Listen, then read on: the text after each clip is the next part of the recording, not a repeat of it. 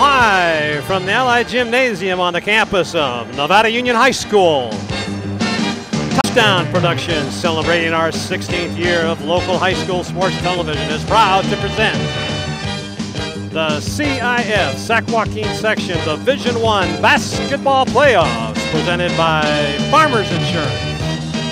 Tonight, in the first round of the 2013 playoffs, your number 4 seed Nevada Union Miners take on the number 13 seed St. Francis Troubadours. It's a do-or-die battle between the Division I teams, and all the basketball action is coming up right here, right now, on your NorCal Game of the Week.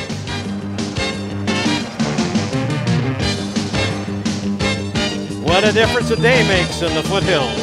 Yesterday we had blowing snow and winter storm conditions forcing the opening round of the 2013 playoffs to Wednesday. But today the sun is out and the roads are open, and the St. Francis Troubadours have made the trip from Sacramento to Nevada County to face the NU Lady Miners. Good evening, basketball fans, wherever you are across our worldwide audience. This is Marty Mortensen, the voice of Touchdown Productions.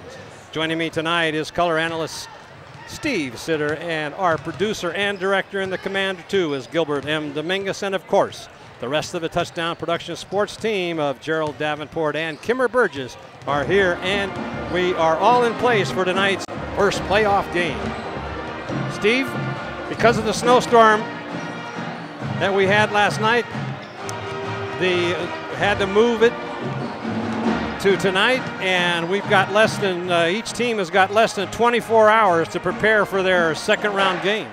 That's right, Marty. Normally teams have a day of rest prior to the next round, so this adds a little element of urgency for tomorrow.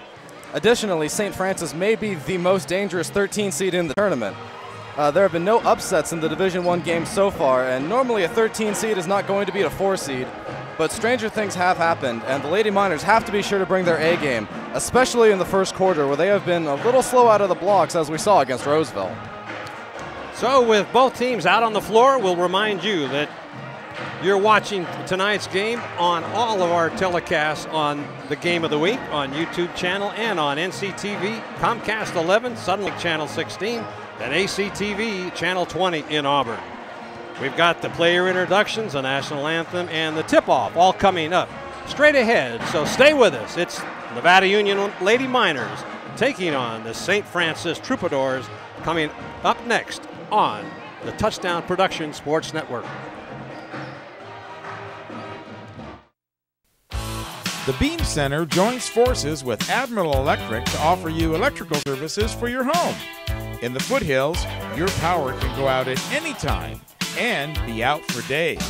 Plan ahead with the Beam Center and a Generac home generator. From an easy, safe manual transfer switch to a complete automatic standby system, the Beam Center specialist won't leave you in the dark. It's all at the Beam Easy Living Center. B&C is your neighborhood home and garden center for both builders and consumers. They carry everything you need. In their garden center, you'll find a complete nursery along with expert advice on trees, shrubs, perennials, and garden enhancements. They're open 7:30 to 6 Monday through Saturday and 8 to 5 on Sunday. So start right, start here at B&C True Value Home and Garden Center in the Fowler Center, Grass Valley. The Hauser family reminds you if it's round, rubber, and it rolls, then you're sure to find it at Plaza Tire and Auto Service. From regular car and truck tires to small specialty tires for your trailers and golf carts, you can trust Plaza Tire has the tire for you. They stake their reputations on it every day. Plaza Tire and Auto Service. Auto repair done on your schedule, not theirs, in Penn Valley, Nevada City, and in Colfax.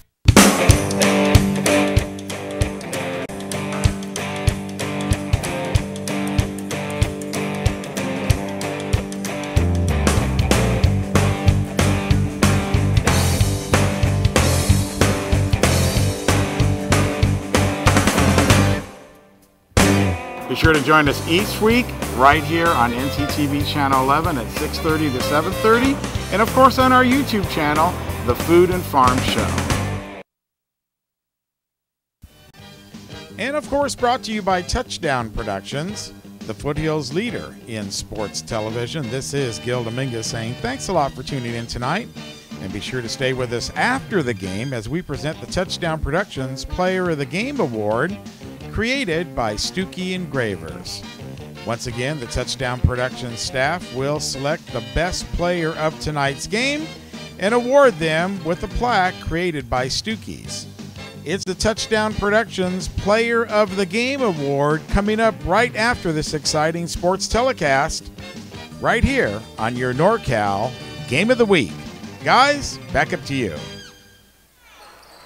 Thanks a lot, Gil. Welcome back to Allied Gymnasium. Marty Mortensen along with Steve Sitter saying thank you for joining us here tonight in round one of the CIF Sac-Joaquin Section Division I basketball playoffs.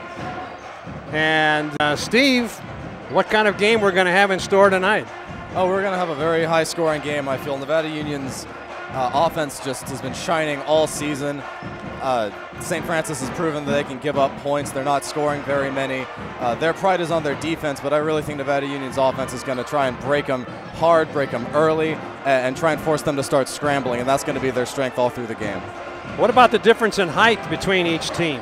Well, St. Francis they do have two players that are over 6 foot tall. One is a freshman, Lauren Craig, number 44, and she hasn't played with the varsity team all year. We have absolutely no stats on her as a result. But she is wearing different warm-ups. I don't expect her to play all that much. So the height advantage I don't really feel like is going to come into play, especially when you consider the rebound leader for Nevada Union is sophomore Sammy DeHart. She's young and she has a lot of experience for someone who is an underclassman. Well, we got the band in the house here tonight. The crowd is filing into Allied Gymnasium, all ready for an exciting ball game. And let's take a look at the current playoff grids as they stand right now. Girls Division I playoffs. And these are the results from last night. Armijo beat Merced big, 52-31. Armijo advances to tomorrow night. Nevada Union and St. Francis play tonight because of the snowstorm delay. And the winner of tonight's game will go on to play number 5 Armijo. Yeah, that's St. Francis does come out with a victory here tonight.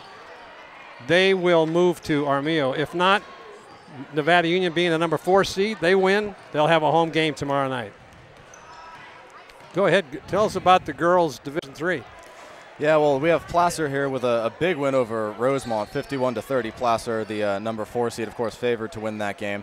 And they will take on number 5 Patterson tomorrow. And since Placer is the higher seed, Placer will have a home court advantage over Patterson tomorrow. Take a look at the girls' Division IV upper bracket. I attended that game last night. Number 1 seed Bear River just romped all over Hilmar. Boy, it was over early, and they never looked back, 63-31. And number 9 Dixon came up with a big victory over Sonora at 60-43. So Bear River and Dixon play Thursday night for the second round. As we take a look at the girls' Division IV bracket, Colfax at the number 2 seed with a victory over number 15 Los Baños, which means they will be taking on number 10 Liberty Ranch that just squeaked out a 4-point victory over number 7 Calaveras, an upset there. But Colfax does retain the home court advantage over Liberty Ranch for their game tomorrow. Girls Division V playoffs. The Forest Lake Christian girls came up as a big, with a big loss last night by a big number. Central Catholic looks really tough, and they win 70-27. And they'll advance to Brookside, who had a first-round bye, the number 1 seed. And here we take a look at the boys Division III playoffs. We got number 7 Placer. They're playing tonight, actually, against number 10 Inderkum. I believe that game was pushed forward to today because of the inclement weather we had all over. Oh, I'm sorry, the boys play Wednesday and Friday. Excuse me. And the winner of that game will take on the winner of number 2 Sierra against number 15 Series. And take a look at the boys Division IV also. Number 1 Colfax taking on Houston, number 16 seed. And West Campus takes on Escalon. And the victors of those 2 games will play Friday night for the next second round championship move, just in case they can put together a victory. And the boys Division 5 playoffs, we got number 7 Forest Lake. They're still in it, even though their girl counterparts are not. They are playing number 10 Bradshaw Christian, and again, that game is going on tonight. The winner of which will take on Capital Christian at Capital Christian on Friday. So as the teams head back to their respective benches, as they finish up their warm-ups, we'll have the introduction of the players, the playing of the national anthem, and have the tip-off, and we'll be ready to go for first-round action. And you had mentioned earlier, Steve, that the Nevada Union girls do score more points per game, average throughout the whole season, than St. Francis. How do you see that tonight? Oh, I don't see their offense slowing down at all, even though this is a playoff game. Their offense is so high-powered, it's fast, and they can get points from anywhere on the court. They can shoot the three, they can get rebounds and second-chance opportunities. They have a very high field goal percentage, and quite frankly, I don't think the St. Francis team can put up any sort of defense to stop all of those options. Well, we'll see what happens as the introductions of the players will be taking place. There's a good shot moving out to center court for the Troubadours from St. Francis High School down in Sacramento. They had an hour and 20-minute drive up to Nevada Union tonight. Crowds on their feet, rooting for their Nevada Union Lady Miners. And now for a special presentation, please welcome Nevada Union Athletic Director Steve Pilcher. Steve Pilcher is going to come out for a special dedication here. John McGann, you'll step forward, please.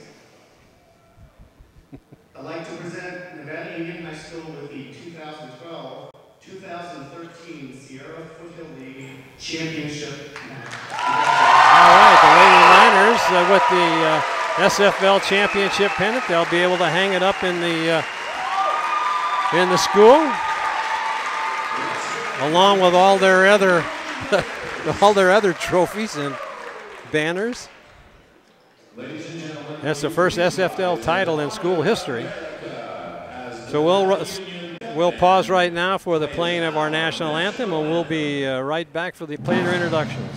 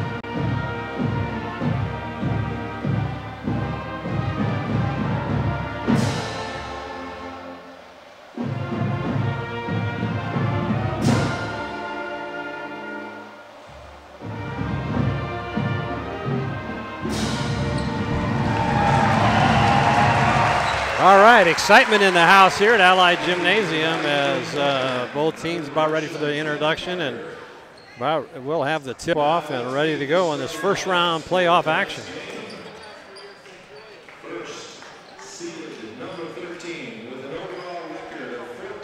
Seeded number 13 in this year's playoff bracket, the Troubadours from St. Francis.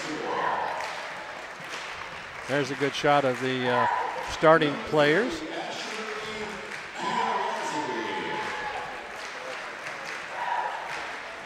Number 3, Ashley Kowalski. Number 5 is Rachel Frank, senior. And number 10 is Marissa Barros. Number 25, Mannering. And rounding out is Naya Queenland. And the coach is Victor Pinton. Now for the introduction of our Lady Miners.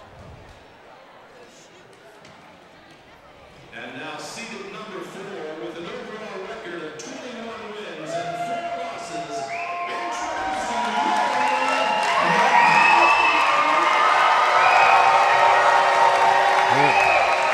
22-4, the Lady Miners.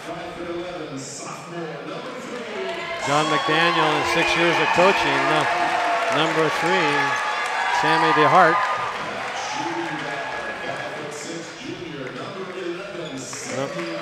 Number 11, Sydney Porter.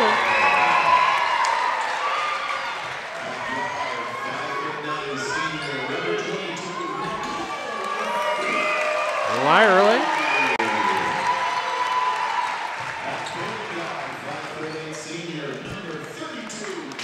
32, Kaylin Martin.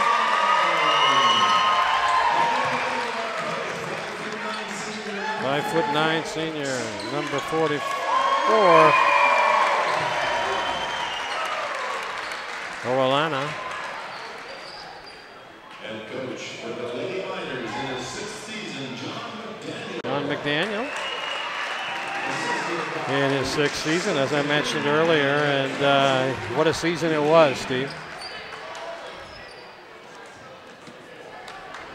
Win-loss record.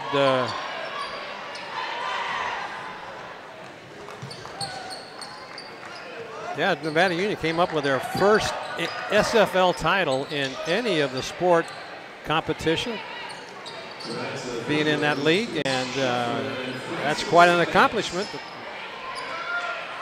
Good season for John McDaniel. So going to center court. Ready for the tip-off.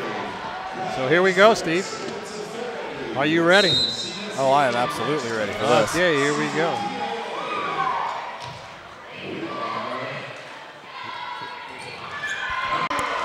There's the tip. Lost. You hear anything? You hear anything in your head? Oh, I can't hear it. I have nothing in my headset. All right. Nevada Union Lady Miners with the ball. Bringing it up the court. Working it around to the outside. Out from the outside of the arc. Nothing there. Now we got it. We're back in business here. Oh, the ball's stolen away by Frank. Puts up for a 3 from Boris. Nothing there. Double team. All the way down court. Wide open. Going in for the layup and fouled. But the ball doesn't go in. And with the recovery is Queenland. Now they'll set it up with play at the top of the key. Working it around, trying to bring it inside, can't do it. It's cut off. There's the 3 off the iron, rebounded by Nevada Union, bringing the ball up the court. Lyerly drives it into the baseline, is fouled. That is Porter. Trying to go baseline to the hoop, and nothing there. Sydney Porter is Nevada Union's leading scorer, and she really has phenomenal speed and just great body control, able to draw the foul there. So you'll see in the replay. She doesn't have much of a step on her defender, but she just goes right up, knowing she has a slight advantage, knowing she's going to draw the foul, and indeed she does. Oh, the first one is made. Porter now has a chance to make it a 2-point play.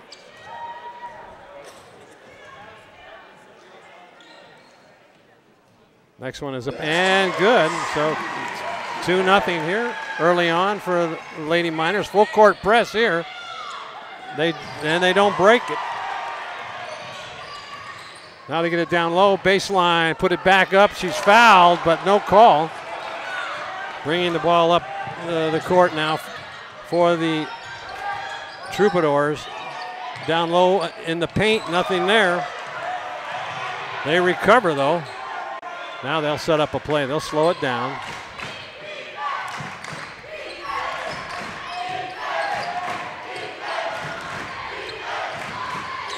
Almost stolen away by this tough defense from the Lady Miners.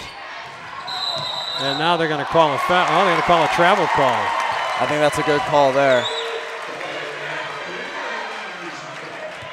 I'm being blocked out by Coach McDaniel. Being this close down the floor, it's all, just got to watch it on the television like the fans at home. Well, that's why we have two of us here, Marty. Yeah, exactly. Help me out.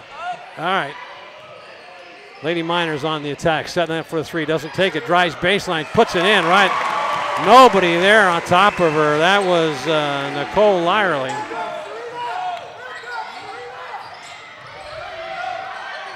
Full court press.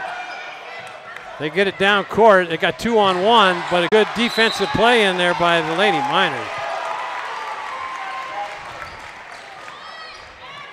Now let's take a look at this drive by Lyerly. She fakes the three, gets her defender off the wrong foot, and just drives right around with absolutely no help down below.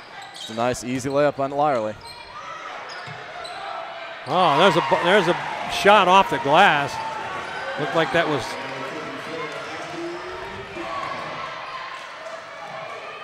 Dow made that one. They got a little action going up underneath.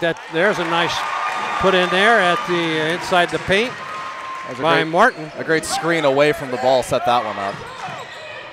6-2, and Troubadours on the move. Looks like they've got some speed, but they're being double teamed. Ball stolen away, and then she got it back. She loses it again.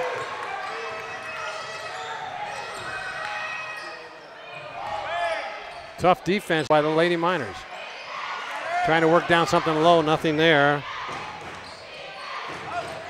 Lyerly now trying to go down low. She does, but the ball comes up short by DeHart. Nothing there either. Here come the Troubadours again. Queenland puts up a ball off the iron. Now they may have a jump ball, and it looks like they will. And they'll think it'll be Miner possession. Good defense so far by the Lady Miners, Steve. Oh, yeah, they're just doing what they've done all season. Set that trap defense up with the full court press, force the defense to make turnovers, and that's exactly what St. Francis is doing. Half the first period gone. 6-2, low-scoring game. Cross-court pass to Lyerly, drives baseline, puts it up, doesn't go, it's blocked. There's Queenland. Trying to take it into the paint, drives all the way in, but travels. Got that call from one of the Lady Miners. Yeah, it looks like the referees, for the most part, are going to be letting these girls play. Not a lot of foul calls unless they're painfully obvious. So this should be a pretty fast game. Chavez comes into the ball game for the Troubadours. Now here come the Miners. No full court press as they bring the ball up the court. Now driving baseline, puts it up. No foul called. And Chavez, long ball pass down court, intercepted in there nicely by Martin. She'll bring it up. Oh, there's a charge call right into Martin.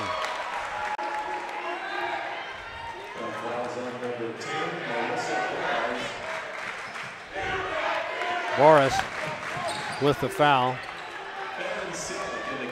Coming into the game for Golzvig comes in. Coming out is DeHart. Yeah, I expect to see a lot of substitutions for Nevada Union. They have a smaller roster, and the speed of this game is really going to work against them late with game fatigue. Selleck in. Nice drive in the baseline and gets fouled. She'll get a chance to make it a three-point play. Count to two, and onto the line is Porter. Yeah, she's just showing her superb body control, absorbing the hit, and just going up and finishing. We have a replay here of Martin. You're going to see her just fighting for the ball, gets her arm out. She dribbles up the court, and a sweet little dribble completely crosses up her defender. Just gets a little bit of space for herself so she can maneuver up the court. So the free throw was missed, and the score remains 8-2 as the Troubadours now have trying to get something going. They haven't really had any good looks at shots. The defensive Lady Miners. Drive in, there's going to be a foul called. Looks like she really didn't have good possession of that ball driving into the paint, but referee says no, she's going to go to the line to shoot 2.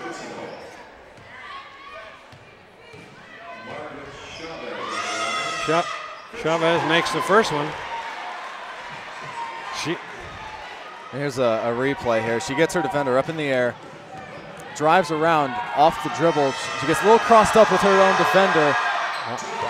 I'm not sure I see the foul there. I think that was a pretty clean strip, but referees obviously didn't see it the same way. Full court press. Driving baseline, puts it up underhand, doesn't go, and it's going to be a foul called.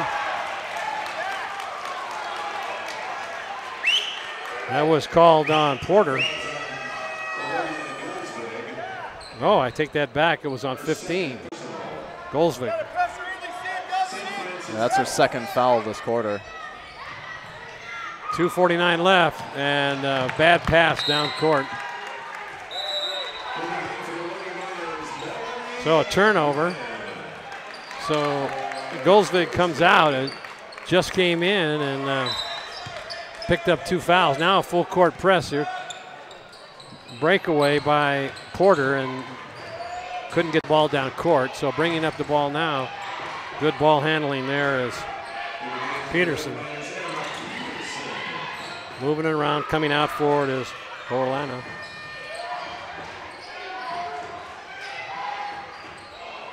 Over in the corner, talked about a 3, didn't take it. Driving baseline, no place to go, and loses the ball out of bounds. Selleck got bumped and then lost control of the ball, so full court press now. 8-4 is blocked, almost stolen away. Now they get it down court finally. Coming in, driving in baseline, she's going to be fouled. A jump ball. Yeah, that was excellent defense there by the Miners. They're really rising to St. Francis trying to run the ball quickly. They're really doing a great job of holding strong and not giving anything for free. 19 on the shot clock, and St. Francis will inbound. Looking for a 3, and off the iron, rebound. And somebody's going to get fouled in there with a call, and that is Frank. Rachel Frank came over the top. Couple more subs coming in. DeHart comes back in, along with Gonzalez.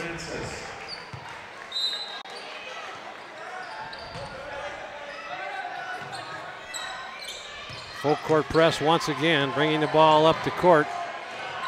Nicely is 23 Peterson.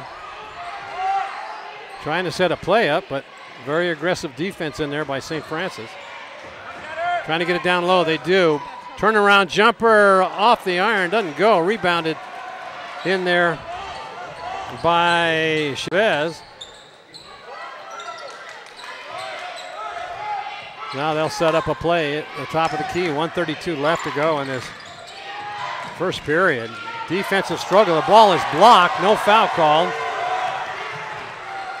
Now they get the ball over to Peterson. Peterson brings it up. Looking for a 3 off the iron. Doesn't go. Bringing the ball up the court is Dow. She looks for a 3. Ball is blocked. Nice defense in there by Porter. Porter's got it now. Drives in all the way and dishes it off. No place to go with it. There's a 3 from way downtown off the iron. That doesn't go. Rebounded in there by Dow. Slowing play up now is Quinlan. She'll bring it up to court. So nobody can seem to find the range here. No, this is definitely a tale of 2 defenses. Whichever one holds strong is going to come away with a win here.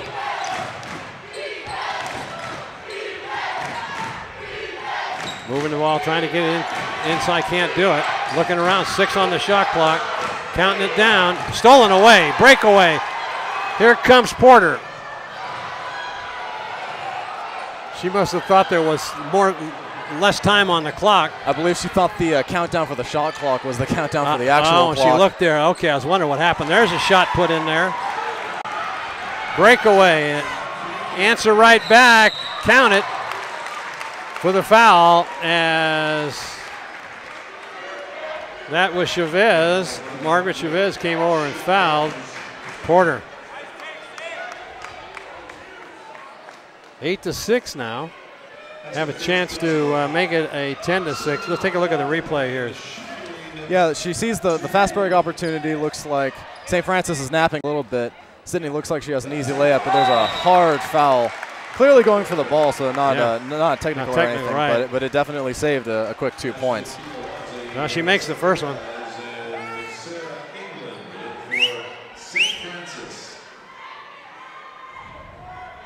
England comes into the ball game. First time tonight, a junior for St. Francis. Porter now trying to make it 10. She does.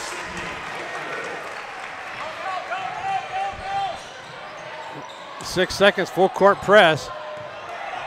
Now they got a chance to run it up, and they got it in. They call it for a travel, but no travel call. They're going to count it, I guess. Boy, these referees are going to be hearing it for the next quarter. I guarantee it. She took the old NBA run to the hoop. Yeah, I have to agree with the fans here. That was very clearly a travel. I guess the referees just chalked it up to the last 3 seconds being no holds barred. Yeah. There's your Brian Hollister State Farm Insurance scoreboard. Low scoring first period, NU 10. St. Francis 8 as they picked up those 2 points on a travel call that wasn't called as the fans were signaling travel. The referees didn't buy it. 10-8. Very. So, against Roseville, the Lady Miners scored 10, so they matched that, but they had a lot of shots off the iron. So we start the second period.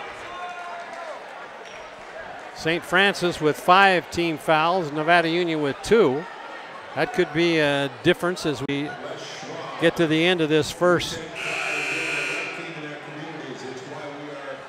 half, so we'll see what happens. Good crowd on hand tonight. So the St. Francis will inbound. Got a chance to tie the score on this possession. So here come the Troubadours coming out to greet Selleck. Drives all the way in and makes it. Ties up the game at 10-10.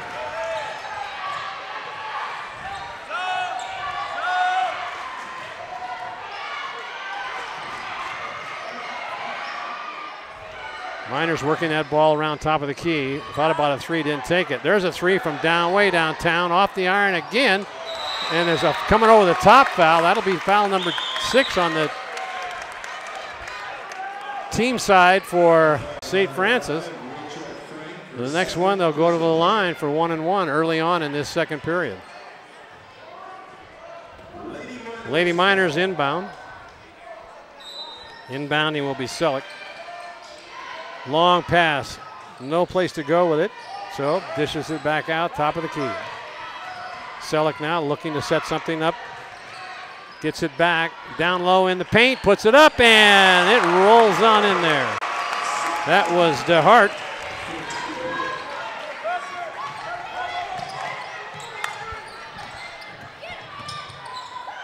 Double team there, and there's a three going up off the iron, doesn't go, rebounded by the Lady Miners. Both teams really struggling to find that three-point shot. Martin trying to go, has to dish it all the way out for a three. Another three is going to be off the iron again. She's taking those shots from about 3 feet outside the arc. Yeah, and maybe that's why she's off it just a little bit tonight. Yeah, she's not even close to that three-point line. I see them practicing that before the game, but I have a hard time believing that they really expect to make those during games. That's correct.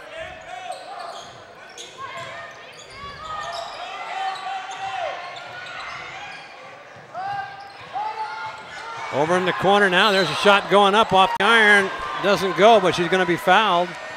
She'll Yeah. go to the line to shoot 2. Peterson went up there hard.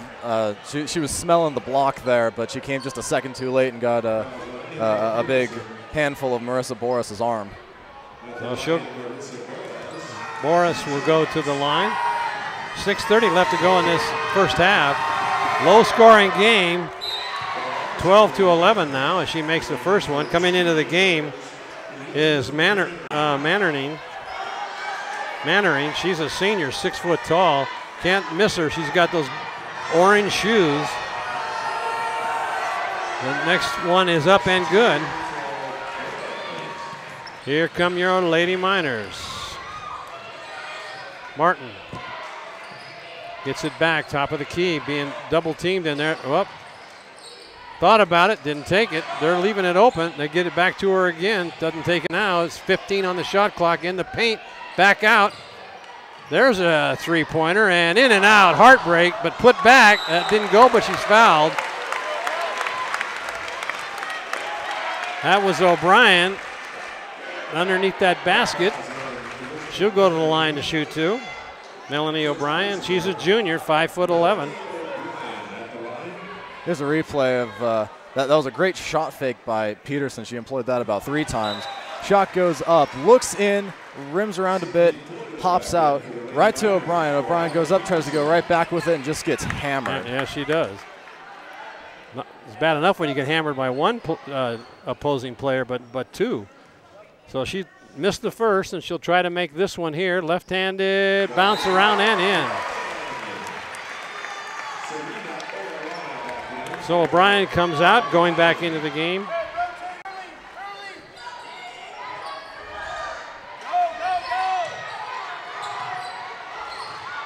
Full court press again, but they get it down. Stop pump, 15-footer off the iron. Put back by Mannering. There's a 3, and off the iron, doesn't go. Can't save it. Down on the ground very hard, and there's a ball off the glass. Let's see if she's going to be able to get up. Orlana gets up, but she was down for a minute. 14-13, first lead of the game for St. Francis. It's 5:22 left. Fast-paced ball game here, and she goes down again. Serena, the senior, 5'9", is being bounced around that court. Yeah, it looks like her leg is bothering her just a little bit. She's still up, she's still moving around, and that's a good thing. So Queenland will go to the line to shoot 2. Off the iron.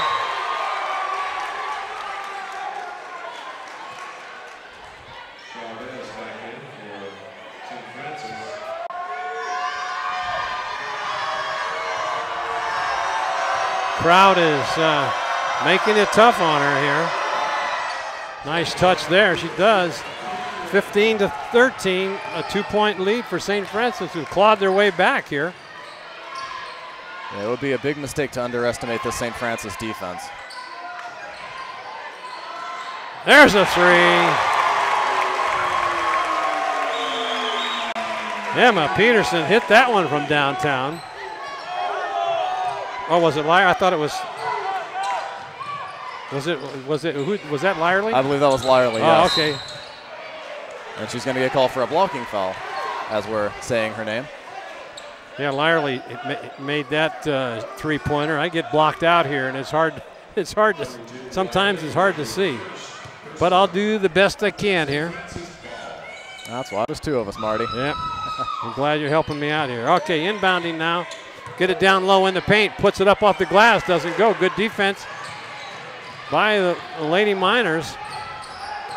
Martin brings the ball up to court. They'll work it around, trying to get it over to Lyerly in the corner.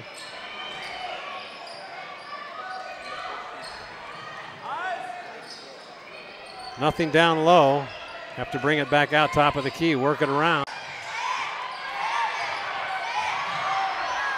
There's a 3. Didn't have her feet set, but got the ball back, puts it up for the putback, and I don't think the shot got, well, they're going to call it a jump ball. It'll be possession Miners. Yeah, Victor. Didn't hit the clock keeps running if you don't hit the backboard or the rim. Yeah, Coach Pitton for St. Francis is on his feet yelling delay of game, delay of game. I think he really does have a point because neither of those shots hit the rim. That's right. So now let's see if he can make this one off the iron. Doesn't go, so that didn't cost St. Francis. Long pass down court. Driving into the paint, underhand shot, and it's in and good. Here come the Miners on a fast break. Put that up, it doesn't go. It's going to be St. Francis ball as the St. Francis fans here going crazy.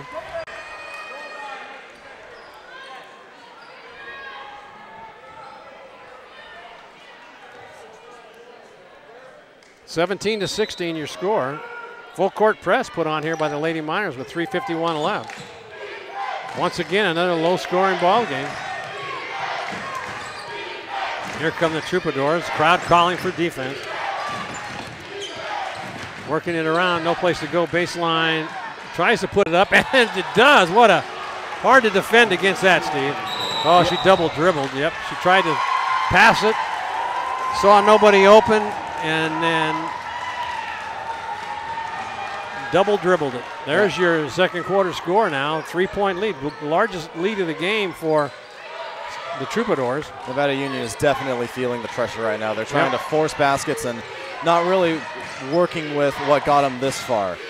They're really forcing a lot of their shots, shooting early, and they really need to correct that if they want to get back in this game.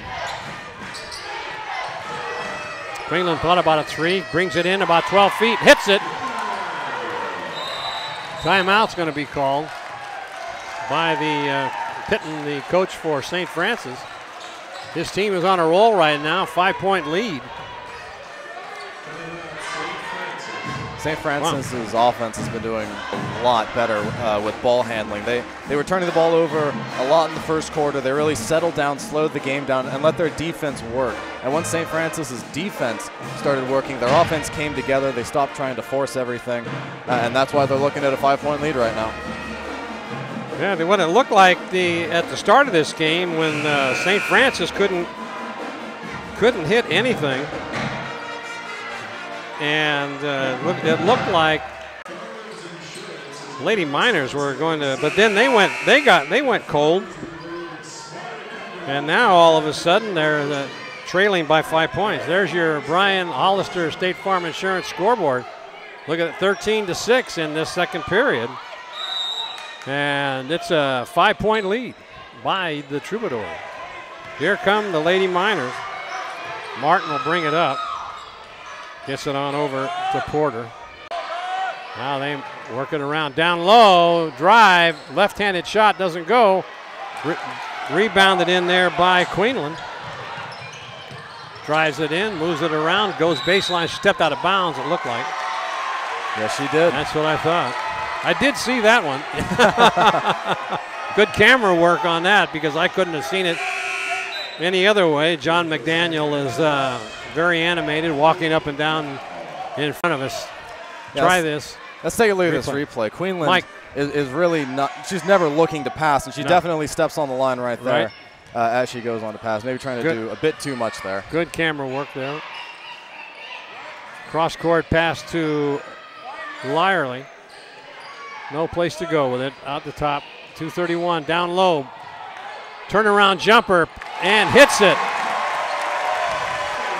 Nicole Lyerly, 5'9" senior, gets him within 3. Here come your Troubadours. Drive the ball around, thought about a 3 from Boris and doesn't take it. Now they're going to call a foul, it looked like, on Porter.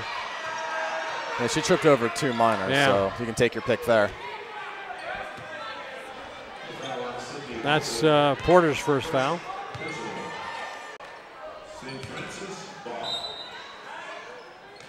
21-18, 2:07, low scoring game here.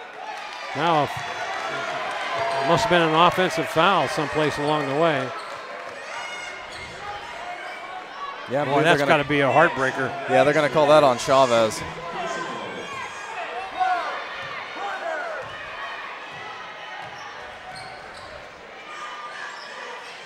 So the play's been called in.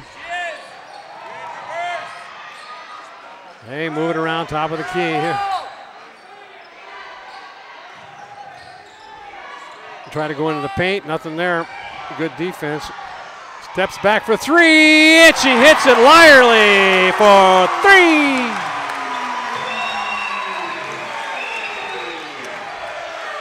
All right, that ties the ball game up with 1:34 left to go. 5 straight points run off here by the Lady Miners. Tie this ball game up. Huge basket right there. Now they pick up a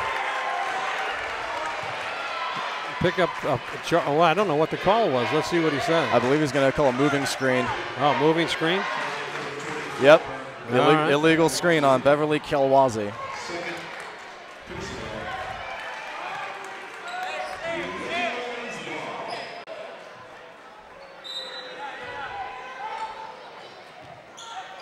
All right, here comes Selleck.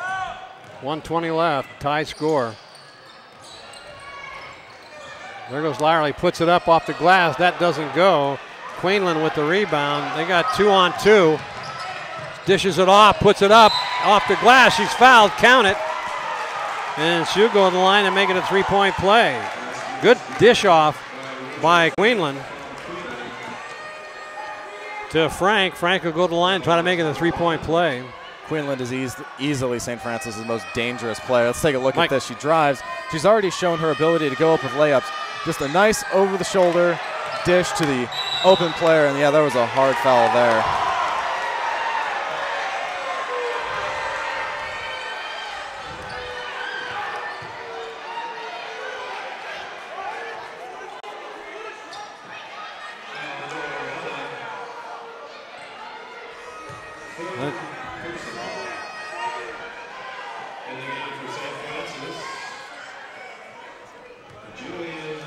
Coach McDaniel wants to know what happened there. Did somebody jump into the lane, or they're in 1-and-1. First one's good. Both teams in the bonus now. 3-point lead again by St. Francis. Yeah, Orellana's going to come out now, and I agree with that. She's been playing a bit hurt. Yes. Really gutsy, but they really need 5 well players out there right now. So Queenland now trying to make it 2. She does. 4-point lead. 1:04 left. Lady Miners bring the ball up the court, trying to drive it in. The paint can't do it. Lyerly thought about a 3. They're starting to come out on her now. There's a left-handed shot that's an air ball, doesn't go. And here comes Strand. Now they're going to call a walk. Turnover. 43 seconds left. This is a big possession right now, Steve, for the Lady Miners. They need a basket right now just to make it a 1-possession game, keep themselves in it, and gain some momentum before halftime. Notice St. Francis coming out now on Lyerly when she gets out on that 3-point line. There's Porter driving it in all the way. That doesn't go. 28 seconds left. They'll slow it up as Queenland will probably hold the ball for the last shot. It's a very wise decision on her part. Shot clock off. 17 on the regular clock. Looking for a 3. Doesn't take it. Now they come on over. 7 seconds. Driving in the baseline, going around, puts it up, and she makes it. Wow. Time will run out.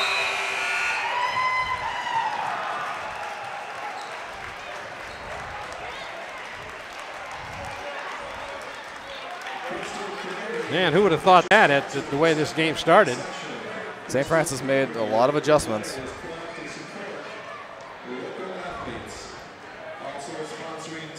There's your Brian Hollister State Farm scoreboard. A big second period for the Troubadours as NU gives up 8 additional points there, and at the half we've got a score of 27 to to 21, the biggest lead for either team so far in this ball game. So, what do you think, Steve? I think Nevada Union needs to find a way to break their zone defense. St. Francis is just employing an active zone defense. They're really forcing Nevada Union. It makes it look like they're everywhere at once. They're really spreading themselves out on the floor. But that leaves holes, and Nevada Union just hasn't been able to figure out a consistent way to exploit those holes. On the other side of it, St. Francis's offense boiled down from just shoot three-pointers, hope something goes in, get some decent looks and hope balls fall into, get the ball to Naja Queenland, and she'll do whatever she has to do. She has become St. Francis's only source of offense. Well, I'll tell you one thing. She on that baseline, it's hard to defend against her, and she's driven that baseline on many occasions here tonight, and just has that underhand sweep, puts that ball right off the glass into the net. Oh, yeah, and as well as being her team's points per game leader and rebound leader, she also dished off some amazing passes to open teammates once she saw the focus was just on her. So she really does have a good sense of the court, a sense of her teammates, and she's not selfish. She'll give the ball up for a quick 2 points for someone else. It doesn't matter about her stats. But with 13 points in the first half, you have to expect St. Francis to go back to her again and again.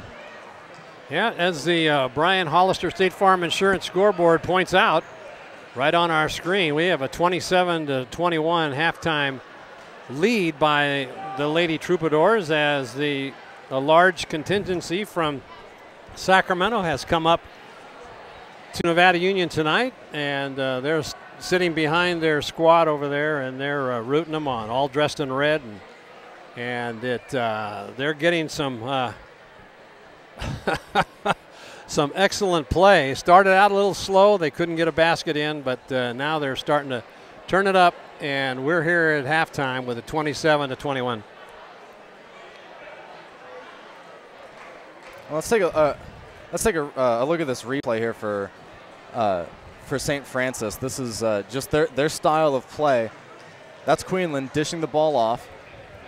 Quick move by Ballbeers, gets around the defender just enough, gives it back to Queenland, drives with the left hand. DeHart was going for the charge, but Queenland just goes right around her and a quick pull up over the top of Melanie O'Brien, who really didn't have much of a chance. Melanie's 5'11". She was way too far away to have a chance at that block. I like that move that Queenland put on to go around the defender. Just got a lot of speed right there, and was able to. That time she didn't use the glass, just put it right in the hoop, which is really hard. But there's a good shot of the Troubadour bench as they come off the court, very excited as they head to the locker room for halftime, as the coach cheers them on, along with their fans that have come up from Sacramento. And we've got an exciting ball game. Very low scoring game, though. All right, I'd like to let you know that you're watching exclusive coverage of Lady Minor basketball during the first round playoffs on your Touchdown Productions Sports Network. The Beam Center joins forces with Admiral Electric to offer you electrical services for your home. In the foothills, your power can go out at any time and be out for days. Plan ahead with the Beam Center and a Generac home generator. From an easy, safe manual transfer switch to a complete automatic standby system, the Beam Center specialist won't leave you in the dark. It's all at the Beam Easy Living Center. B&C is your neighborhood home and garden center for both builders and consumers. They carry everything you need. In their garden center, you'll find a complete nursery along with expert advice on trees, shrubs, perennials, and garden enhancements. They're open 7:30 to 6 Monday through Saturday and 8 to 5 on Sunday. So start right, start here at B&C True Value Home and Garden Center in the Fowler Center, Grass Valley. The Hauser family reminds you if it's round, rubber, and it rolls, then you're sure to find it at Plaza Tire and Auto Service. From regular car and truck tires to small specialty tires for your trailers and golf carts, you can trust Plaza Tire has the tire for you. They stake their reputations on it every day. Plaza Tire and Auto Service. Auto repair done on your schedule, not theirs, in Penn Valley, Nevada City, and in Colfax.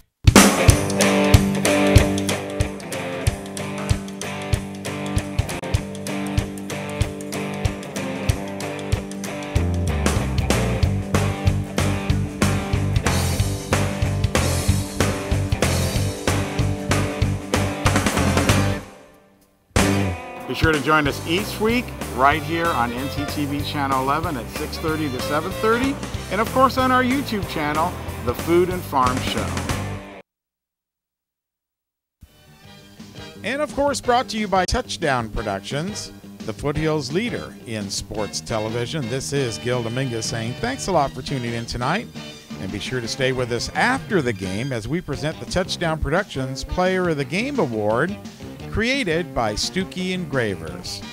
Once again, the Touchdown Productions staff will select the best player of tonight's game and award them with a plaque created by Stuckey's.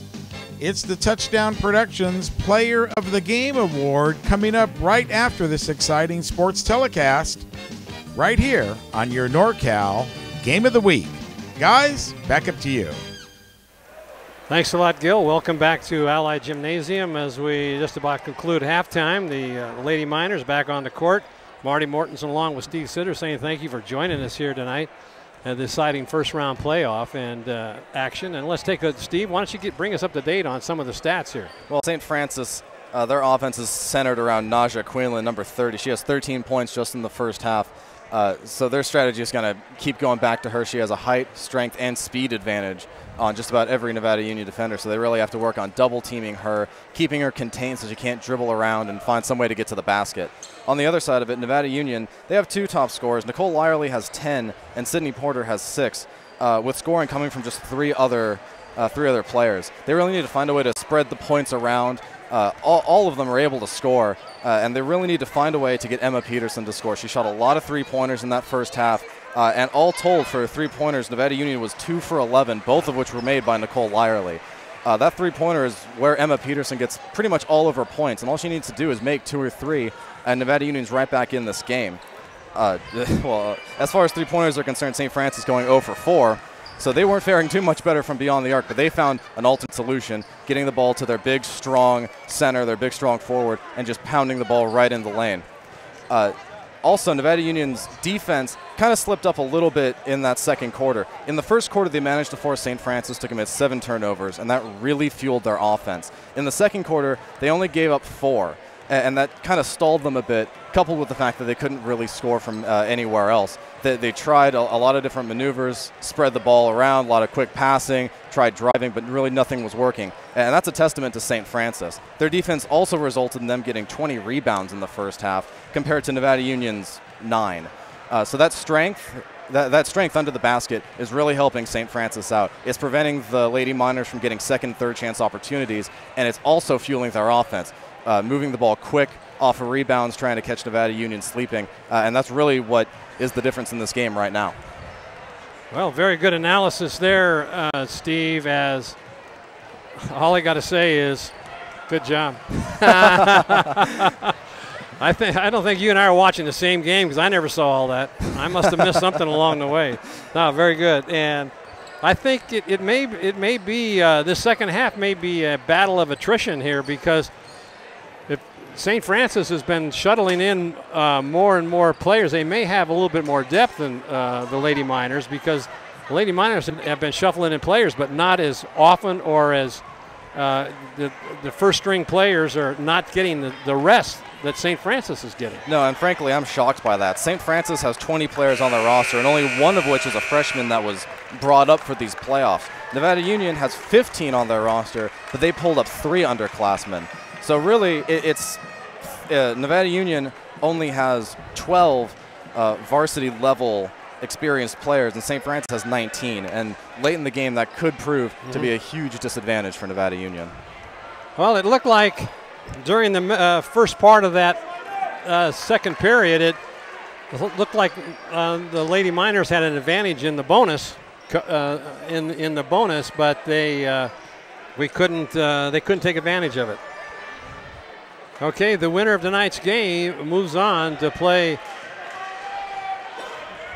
Armijo, number 5 seed, tomorrow night. So there's no rest for the victor here tonight. The loser can go on and wait till next year. They'll have plenty of time to rest. I must admit that's some pretty sorry consolation. I know. I think I'd rather be playing tomorrow night. What do you think? Oh, absolutely. Okay, the Troubadours will be inbounding. 6-point lead.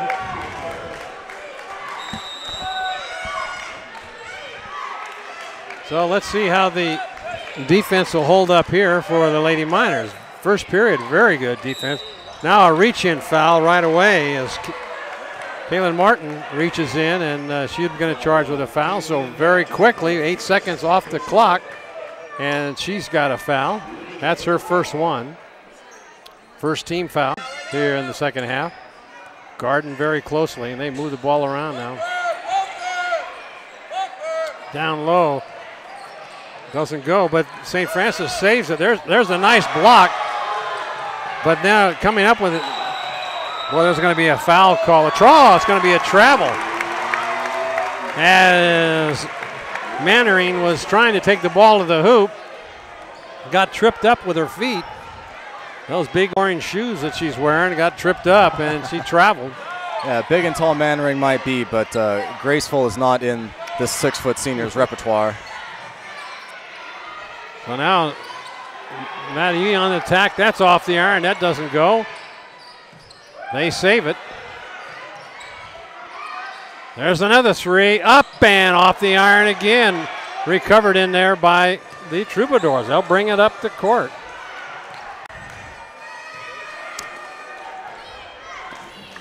Those threes are not high percentage, but if you can start making them, you can, rest assured, you can get a good look at this. There's going to be a foul called again. They're going to call that on Porter, a delay call. Yeah, I thought the foul was going to be called, but then it wasn't, but then it was. Yeah, so I don't know what happened. I agree with the call, but not so much the timing of that. That was a bit confusing.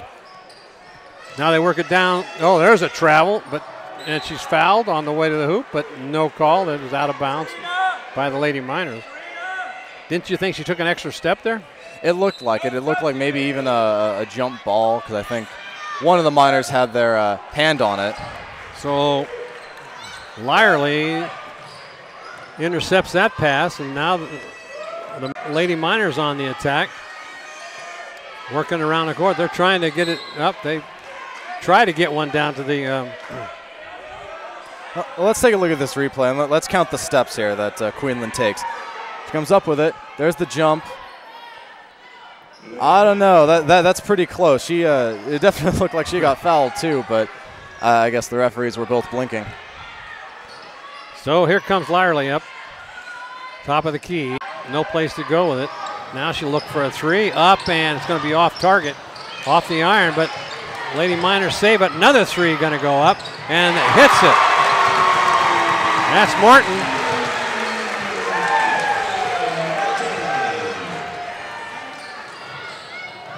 Cross-court pass, get it down low to Queenland. Almost stolen away. And it's going to be, let's see who's going to be, happens going to be a jump ball called. And it'll be Miner possession. Good hustle in there by the defense, Steve. Yeah, and I'm glad to see Orlana out on the court. I guess she wasn't hurt too badly, a little bit of rest. And she's right back out there involved in a jump ball. So DeHart now in the game trying to go baseline, put it up too hard, and they're going to get fouled.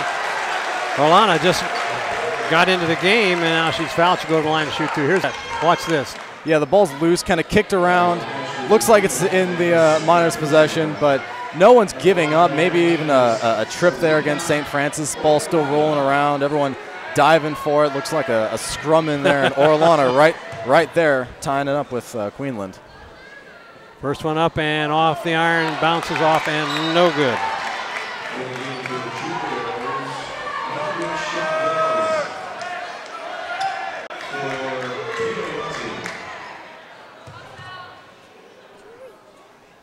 And the shot is up, and that one's good. Cuts the lead to 2. Full court press. They get it up to court. Now they got some double team. Oh, that pressure. Quinlan, that's probably one of the few mistakes she's made tonight on that pass. And you can chalk that up squarely on Nevada Union's defense.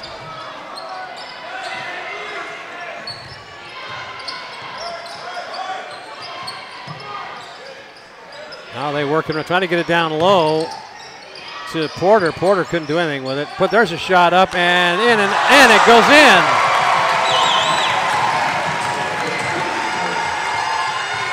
I didn't see who shot that one. Well, that was Sammy DeHart. And nice steal in there by Lyerly. Puts it up, doesn't go, gets it back. There's a 3 off the iron. That doesn't go. It's going to be a jump ball, and it's going to be possession St. Francis.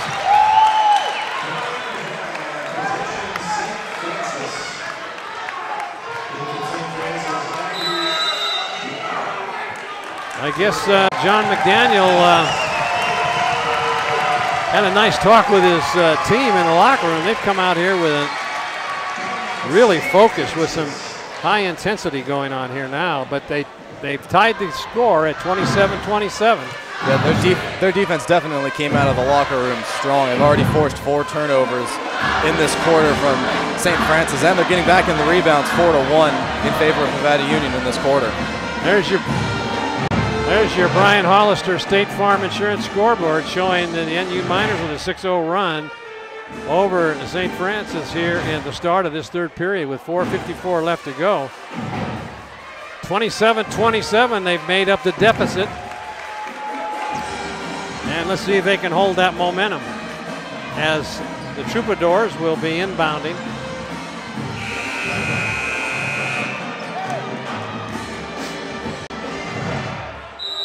Chavez will inbound to Quinlan. Full court press, working it up the court. Over in the corner, driving baseline, being cut off. Stolen away by DeHart.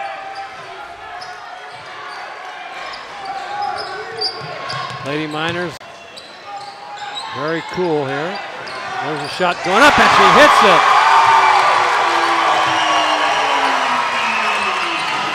Chalk up 3 more for Porter. Porter with the three-pointer now. Back up on top. And they're going to call it. They're going to call a foul. She wasn't set. Lyerly had her feet moving. Yeah, good effort, but I think she kind of leaned to the side on that one. Yeah. You got to just hold your position. That's the second foul in there for Lyerly.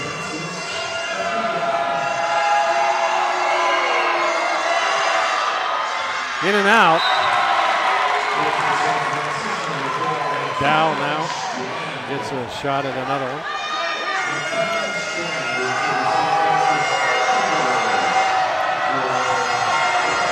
John McDaniel going down the line, talking to his players.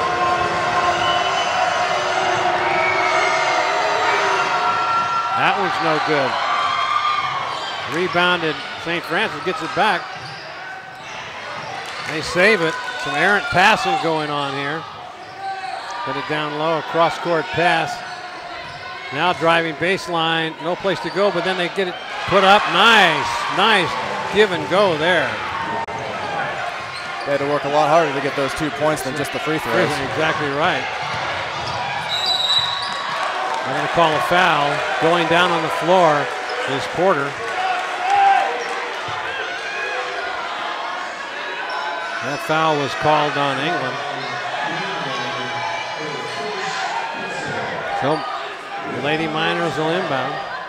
That's only Queenland's first foul, so we might want to get used to calling Spin her around, name. jumper, puts it up. Nice there by DeHart.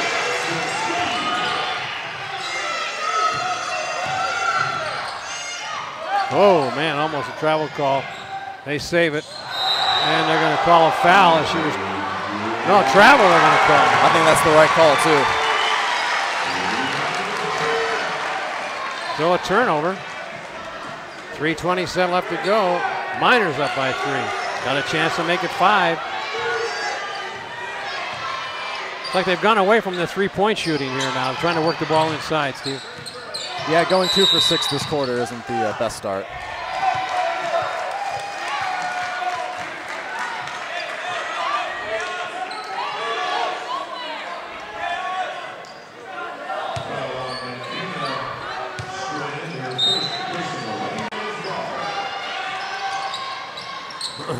So, Miners inbound, puts up a shot off the iron, and they get the rebound. That doesn't go. Push. Here come the Lady Troubadours. Going baseline again. Off the iron, doesn't go.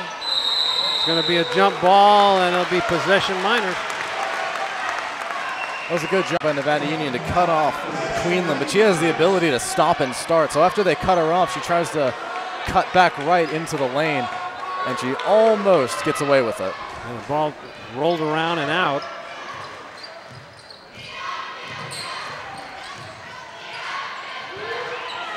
All right, Lady Miners on the attack. Down low, inside, it's stolen away. Intercepted. There's a pass. Well, there's going to be a foul called.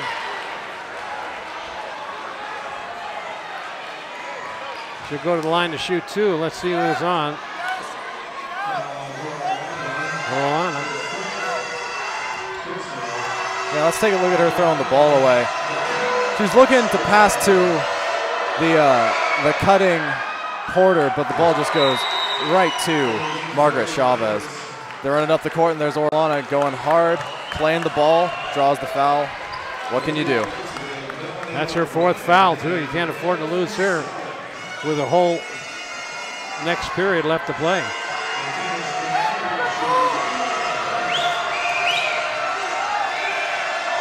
First one was missed, second one was made. 2-point game.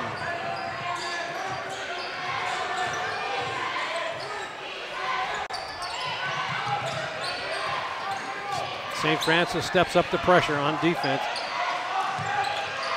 Trying to cut in was Lyerly. And there's a 3 up and hits the iron. It's saved in there. Lyerly gets it back.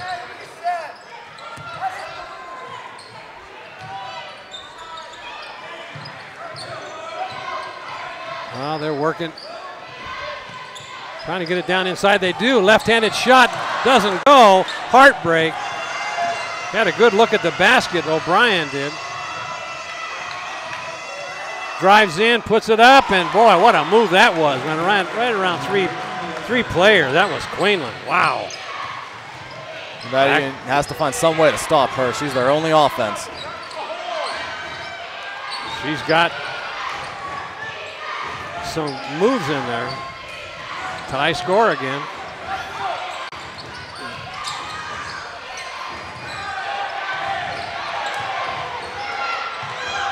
There's a 3 off the iron, but coming over the top. That looks like Selleck. She's going to be called for a foul. That's her first personal, but 5th team foul for the Lady Miners. So they could be in some serious trouble as they rack up these team fouls. Fortunately, St. Francis is only 1 for 4 from the free throw line this quarter.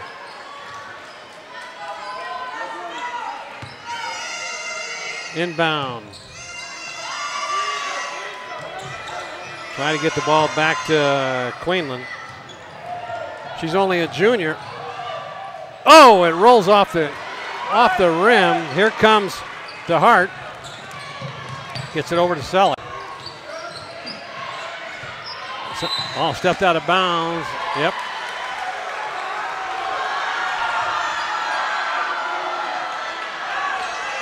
Crowd over there doesn't like that call by the referee, but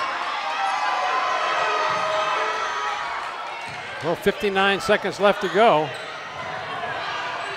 And there's a quick shot, doesn't go. but recovered it. No, there's going to be a foul called. Let's see who that was. That was Peterson.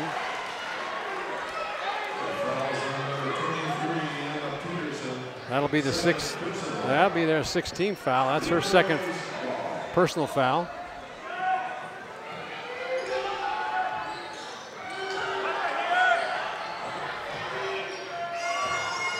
They get it. Queenland drives in and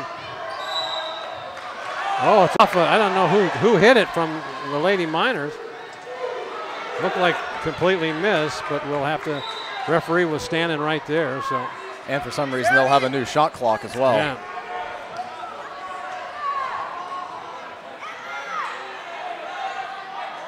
Oh, there, they changed it now.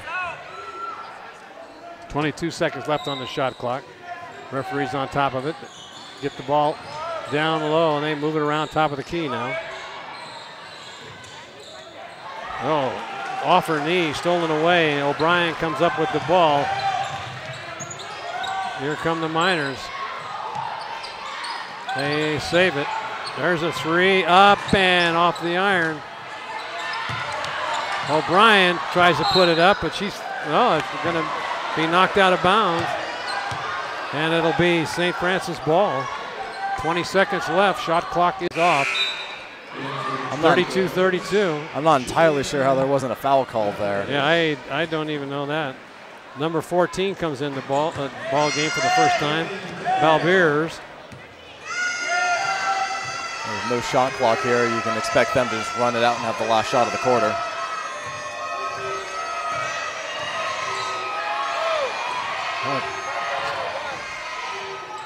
Looking for a three, drives into the, it goes in. I thought it was going to roll around that rim. Not going to have enough time. Wow, they took advantage of that clock right down to 0.6 of a second and come up with a 2-point lead by St. Francis as the Miners close the gap. There's your Brian Hollister State Farm Insurance scoreboard.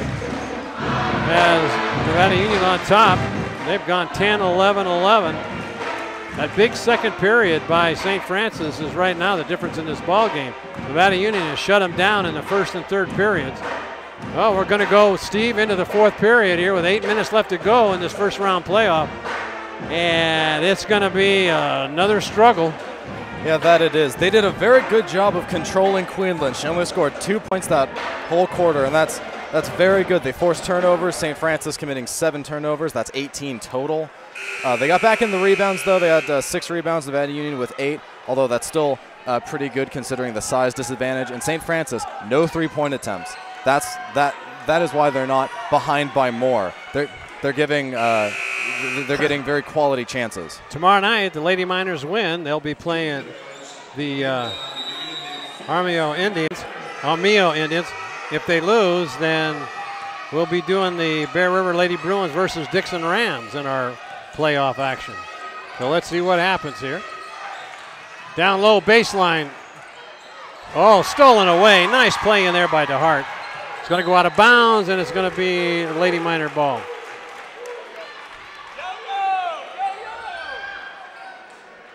Nevada Union's defense keeps playing that strong and that tight. I really think they have a shot at coming back and winning this game. Full court press coming up here. They get it across the line. Here they come. And what's going to be the call? They're going to call a foul.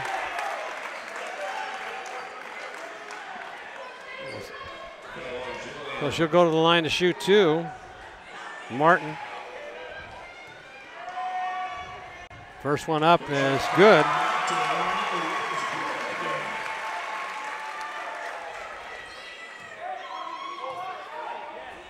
Next one up, and that's also good. Good touch in there by Kaylin Martin. Back to a tie score again. You see Nevada Union's relax their press. Crowd calling for defense, and there's a reach in by Martin. That will be the 17th foul, and go to the line for 1 and 1. Going to the line is Balbiers.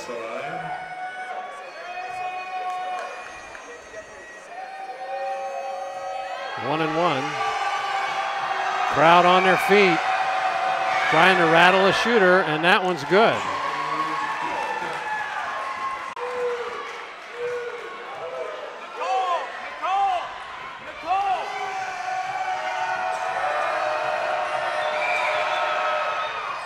In and out, off the glass, and back down in. Full court press coming up here now by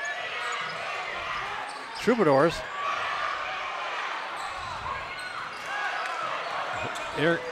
Here comes the Miners. Baseline, puts it up off the glass, is fouled. And that is Peterson. She gets hammered to the floor. She'll go to the line to shoot 2. That'll be the 15th foul on the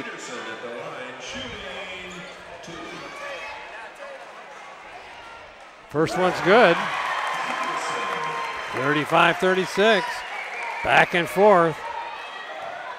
From this point on, every point's going to be critical. Oh, absolutely. Next one up, and it is good.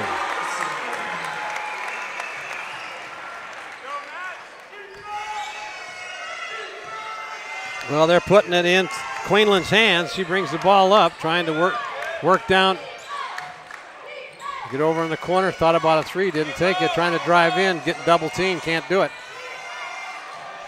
And there's a jumper from 12 feet. She hits it. She's deadly when she gets an open look. Here come the Lady Miners, driving in off the glass, and it goes. That was Peterson, right? Yes, it was. She's showing her speed. Yep.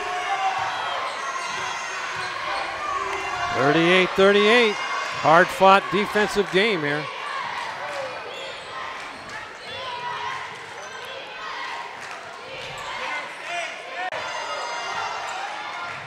.12 on the shot clock.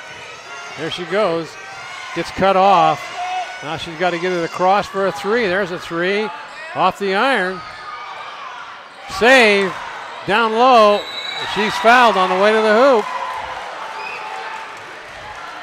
That was Walvers again.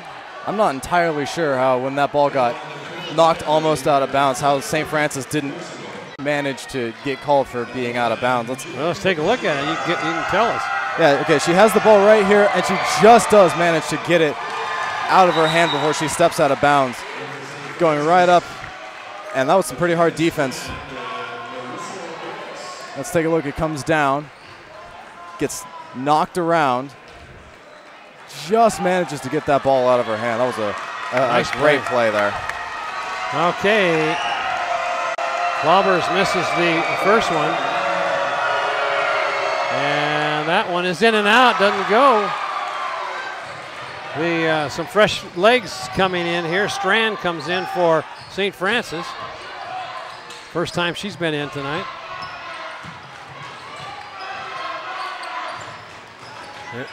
Miners on the move, top of the key. Looking for a shot, nothing there. DeHart doesn't take it, drives in, nothing there. There's a 3 up and off the iron. Rebounded. Here comes Queenland. Loses the handle on it, but now gains control, try to set up a play. There's Strand now. Like she's a good ball handler. She's a senior, 5'5". 9 on the shot clock. She's gonna have to drive it in. Oh, and she throws the ball away. As the shot clock runs out. 5:04 left. Timeout gonna be called, full timeout. Coach Victor Pinton wants to talk to his Lady Troubadours. I think he realized that their offensive plan of give the ball to Queenland isn't exactly working out as they had hoped. Yep. She was cut off at every attempt to go a couple times to the baseline, one time into the paint, and they just ran out of shot clock. Yeah, it's at 17 points. She is easily their leading scorer. Their next highest scorer is Abby Dow with 6. So I think he calls this timeout, trying to see who's feeling good, who can. Power glitch. Now driving into the pit, puts it up and travel call. At least they're consistent. Yeah. Dow was moving towards the basket, took an extra step. So here we go again. Full court press. This is getting really exciting here now. And almost stolen away. Couldn't do it. And now they're going to call a foul. It was a good foul. Orellana now will go to the line to shoot 2. That was on Chavez.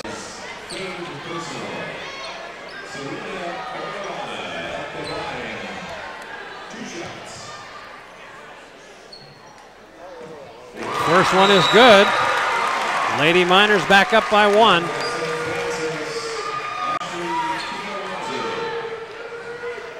Viawazi comes back into the game. Ashley.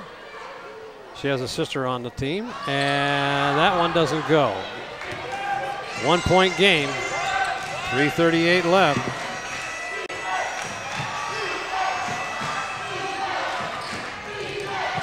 Oh, they're going to call a foul there, as reaching in on that was Porter.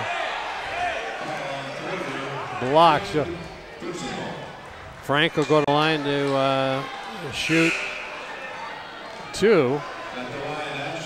No, 1 and 1. That's 19 fouls on the Lady Miners. A chance to tie it up right here. She's got it. Nice touch in there by Rachel Frank.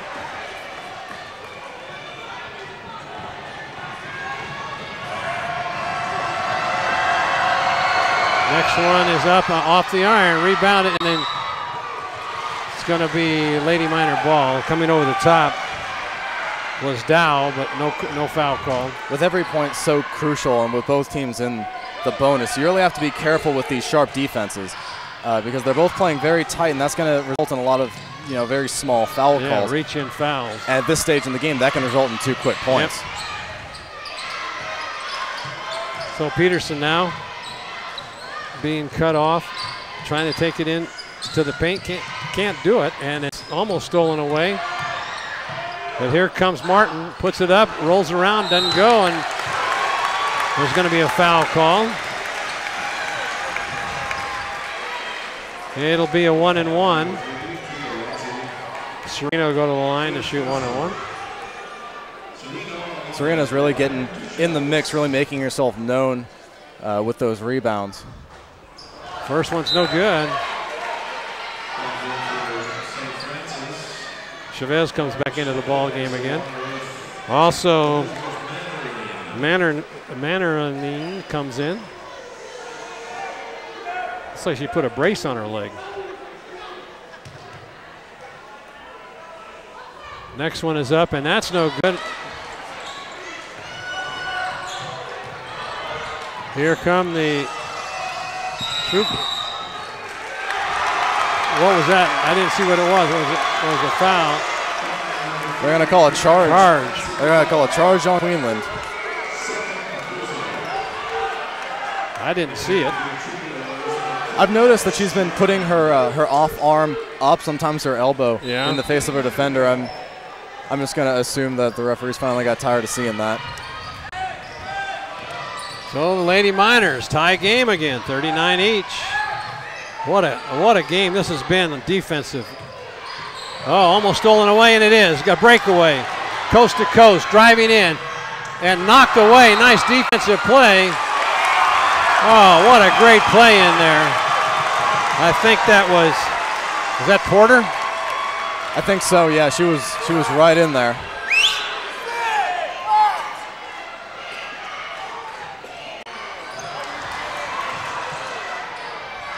Too hard off the glass, but she's fouled in there by Peterson. Yeah, that was a very ill-advised inbound pass that found the hand of Queenland. So going to the line is Rachel Frank. I think she's hit 3 out of 4. Got that one. Nice touch. She's got a nice release. Coming out of the ball game is Peterson with her third foul. 2:35 left. Double bonus next time around for the Troubadours. That one's good. 2-point lead. Full court press again. They break it. Come on and up the court is DeHart. Lyerly with the ball, top of the key. There's a 20-footer, air ball. Gets saved. Now they'll move it around. 12 on the shot clock. They're going to have to hurry. Driving into the paint, puts it up off the glass. She's got it, ties the score. Was that Lyerly? I couldn't see. It was Lyerly, put one off the glass. Tie score, 1:54 left. Coming back down the defense. Oh, too hard. And boy, she is showing herself underneath that basket, isn't she? She really is. She's really exploiting the height advantage she has. That was Queenland, 5'10". Great jumping ability. And with 19 points on the night. Wow. Well, we're back to a 2-point game, 43-41. I remember somebody at the start of this game, I can't remember his name, but I think his initials were SS, told me this was going to be a high-scoring game. Do you remember that? I do. I do. Turned into a defensive struggle, Steve. I did also say that the defense that falters first is going to walk out of here. You're right. Yeah, absolutely. And it's nervous time here at the Allied Gymnasium. Marty Mortensen along with Steve Zitter.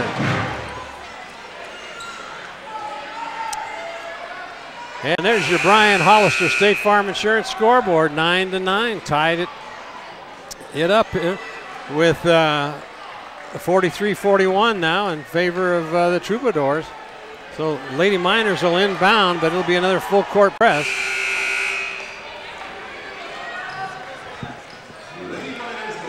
Miners in foul trouble with 10 team fouls. They got to get it in. They do.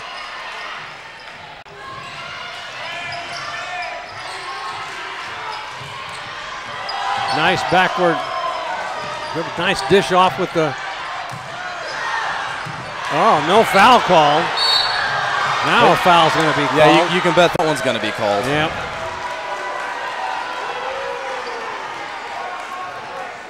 Quite frankly, I'm just not sure what constitutes a foul at one end of the floor and what constitutes a foul at the other end, because they don't seem to be the same at all. You send Queenland to the free throw line.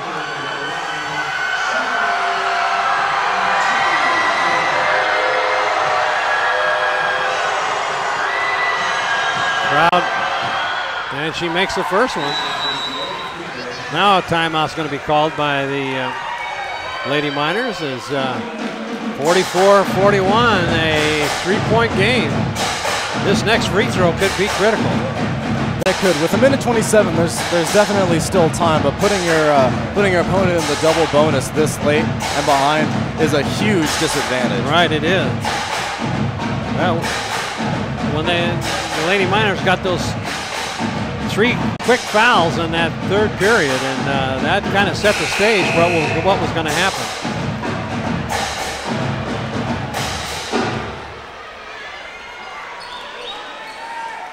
All right, 1:27 left in this ball game, 44-41 in favor of the Troubadours, and at the line to try to make it a 2-point play is Queenland. She is a junior. She'll be back again next year. She's a player. There's Coach John McDaniel setting up the next play should she miss this. Crowd is on their feet, and she bounces that one around, and it is good. All right, here come the Lady Miners. DeHart brings the ball up. Gets it on over to Martin. Almost lost it. 17 on the shot clock. Well, it's going to be a foul call. Let's see who. Oh, they're going to call. Looks like Lyerly going to call a foul on. No, that's going to be called on Martin.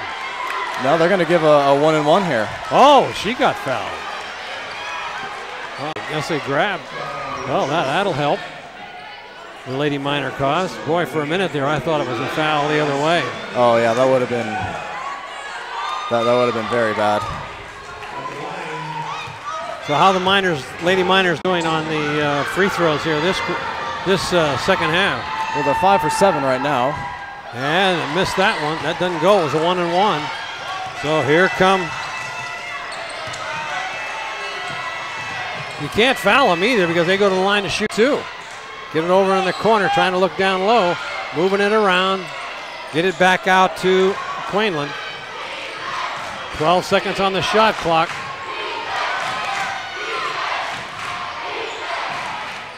Oh, a right-handed shot up there, 40 seconds left. And Lady Miners traveling by 6. The clock continues to run, and no urgency to get that ball across the line. Wow, we have an upset in the making here, Steve. That we do. The Lady Miners need a couple of three-pointers, and they really need St. Francis to miss a free throw. There's your Brian Hollister State Farm Insurance scoreboard as the Lady Troubadours have stepped it up here in this fourth period. And but once again, you can't foul to stop the clock and send them to the line because they get 2 shots at it no matter what.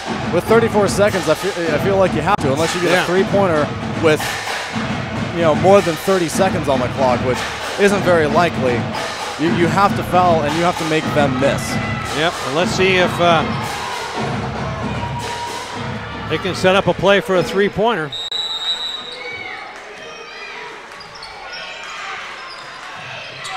Here come the Lady Miners. They're moving the ball around, but they've got to get a shot off. It's going to be short, and that could just about do it. Let's see if they're going to call a push. It's going to be sure quieted the crowd down here, didn't it? With that, she was kind of off balance. Yeah, and there's no one you want the ball in the hands of more than Nicole Lyerly. Yeah, right. Oh, yeah, three-pointer.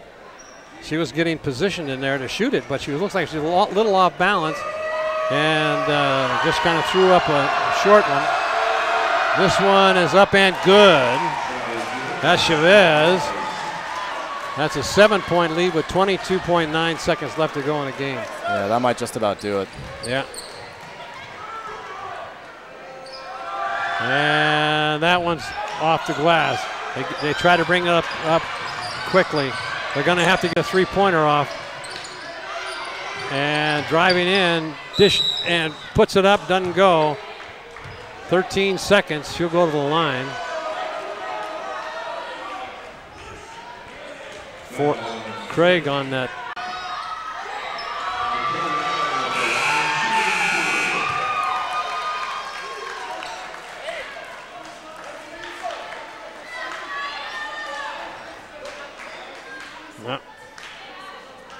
Well, like we had talked about earlier in the pregame show, this was a very good Troubadour team from St. Francis, and a very,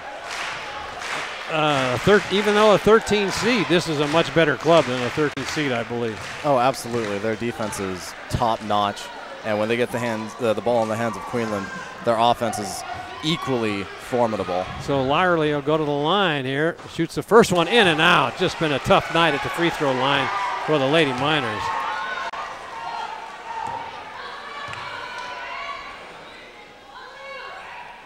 There's a point. Now it makes it a 6-point game with 13 seconds. And let's see, it's going to be St. Francis ball, kicked out with 9 seconds. With a 6-point lead, they're going to have to steal the ball and and they're going to have a foul called, go to the line to shoot. Oh, there's a three-pointer. Young man picked the ball up on the sideline. Suit him up. Well, at least he proved that the three-pointer can indeed go in. It's beginning to worry. Net there.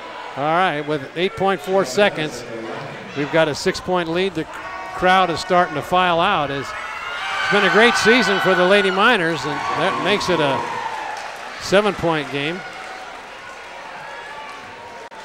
Don't forget to join us next time as we'll move on to the Bear River Lady Bruins taking on the Dixon Rams on your Touchdown Productions Game of the Week. Second round playoff action. There's a trip. She'll go to the line to shoot 2, but they don't need 2. They need 1. A couple of three-pointers, but there's not enough time left, I don't believe. Yeah, 4.6. That's going to be pretty tough. Yep.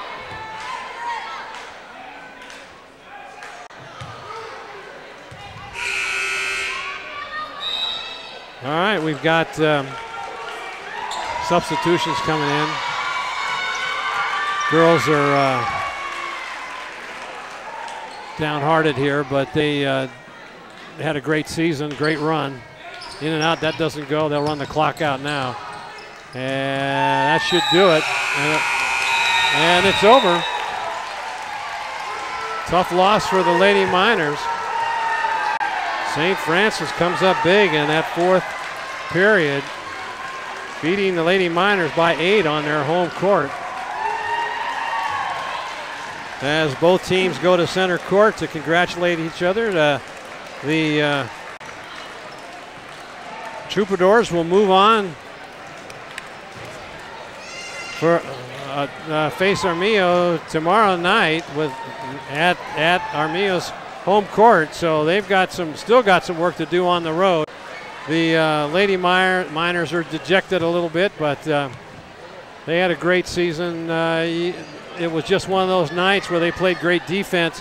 Unfortunately, coming down the stretch, they just couldn't get a ball to drop in the net, and that's the difference in the ball game. Got into foul trouble early on, and that it looked like, I think I had mentioned that could be their nemesis, and sure enough, it turned out. There is your Brian Hollister State Farm Insurance scoreboard. 16-10 in that fourth period by St. Francis. The crowd begins to file out very quietly as they were stunned here, along with I think everybody was stunned, even the prognosticators who had forecasted Nevada Union to kind of go all the way in this tournament, and they end up on the short end, as the Brian Hollister State Farm Insurance scoreboard shows you here, 50-42. And well, say for one thing, a very exciting game. Oh, absolutely. Very defensive oriented. I think the difference in the ball game, which you'll probably tell us in a few minutes, was Queenland, number 30, the junior, 5'10", and she definitely set the tone here in this ball game. And there's the difference in your game. The second period and the fourth period, NU stayed with their consistency, 10-11, 11-10, and both teams shot under their average for the year, and it's tough loss for the Lady Miners, but they had a great season. Won the SFL, beat Del Oro, and that's an accomplishment in itself. All right, we'd like to remind you that you're watching exclusive coverage of Lady Miner basketball on the Touchdown Production Sports Network. The Beam Center joins forces with Admiral Electric to offer you electrical services for your home. In the foothills, your power can go out at any time and be out for days.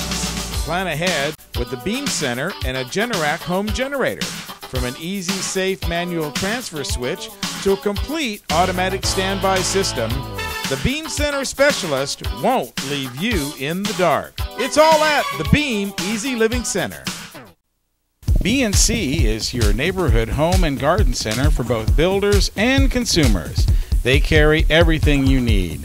In their garden center, you'll find a complete nursery along with expert advice on trees, shrubs, perennials, and garden enhancements.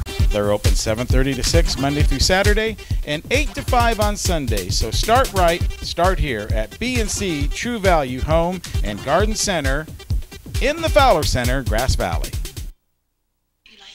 The Hauser family reminds you if it's round, rubber, and it rolls, then you're sure to find it at Plaza Tire and Auto Service.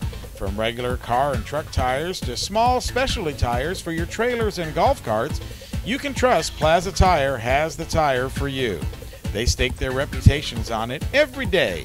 Plaza Tire and Auto Service. Auto repair done on your schedule, not theirs, in Penn Valley, Nevada City, and in Colfax.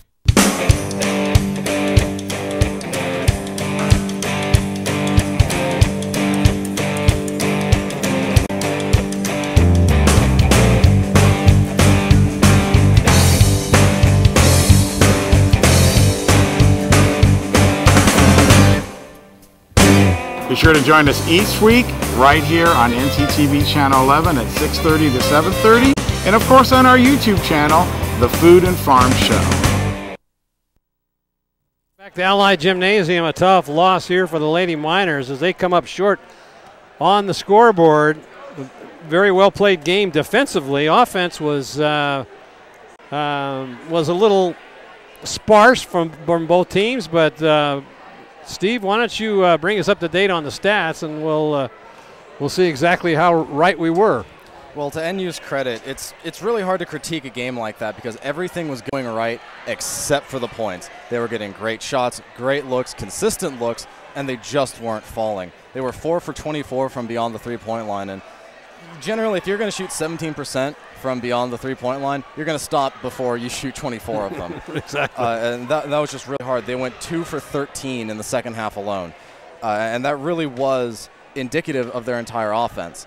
Even from the free throw line, they went 12 for 22, 54%. And those aren't even guarded shots. You know, they practice that. They've been practicing that for years and years. And to go 12 for 22 is just heartbreaking. If they make those 10, they win the game. Right, exactly. And it is really hard to critique their defense also. They forced St. Francis to make 23 turnovers. Right. And it's not often that a team can commit 23 turnovers while forcing 8, which is how many NU gave up, and still come away victorious. But that's exactly what happened. They out-rebounded Nevada Union 35-25 on the night. They kept themselves in the game with second chance opportunities that Nevada Union just didn't have. And when they did have them, the second chance got hacked, or there was a missed call or something, and that's why it's hard to critique. They played a great game. Offensively, Nicole Lyerly led with 13 points, Kaylin Martin with 7, Sydney Porter with 9. And on the St. Francis side, all you need to know is Naja Queenlan scored 21. That's all you need to know. She was an absolute force, breaking double teams, getting third chance opportunities to fall when she wasn't even looking at the basket. Yeah, that's just it. The typhoon that was Naja Queenlan rolled through the Allied Gymnasium tonight. Certainly did. And on one of the occasions you pointed out here about the Lady Miners had 6 opportunities on one stretch to put, and they had 6 shots on the basket and couldn't get one of them to drop it all in one segment. And that was big when you can't get those putbacks. And you get 6 tries at it. That's pretty tough. Yeah, and it was just a solid game overall. They played like a team. Their scoring was spread out throughout the whole team, as opposed to St. Francis with their one huge scorer. They played a great team game. Their defense was solid all the way through. They just couldn't get the clutch baskets to fall. A few missed calls, but it's hard to complain about that when you shoot 54% from the free throw line. Yeah, it's a heartbreaker. They played great defense, and like you said, if there was a chance, with the free throws, that might have been a different story. Yeah. All right, our road to the section title continues. Touchdown Productions will be there for the CIF Sac-Joaquin section playoffs, and the Lady Bruins come up next. Number 1 seed going up against the Dixon Rams, and we'll have that game for you on the Game of the Week. Looking forward to that as the crowd has filed out of the Allied Gymnasium, and we brought you up to date on the stats. I'd like to tell you that the executive producer and director for tonight's game was Gilbert M. Dominguez.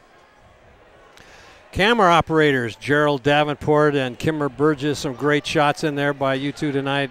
Excellent camera work. Your announcers for tonight's game, Marty Mortensen along with Steve Sitter and the Sitter Stats. Office manager, Lynn Dominguez. Remote facilities, the Commander 2. Technical equipment provided by Grass Valley, 50 years of TV innovation. Touchdown Accounting, Santo Graciano LLP, voted Nevada County's best. Player of the Game Award, Touchdown Productions, the Stuckey Engravers.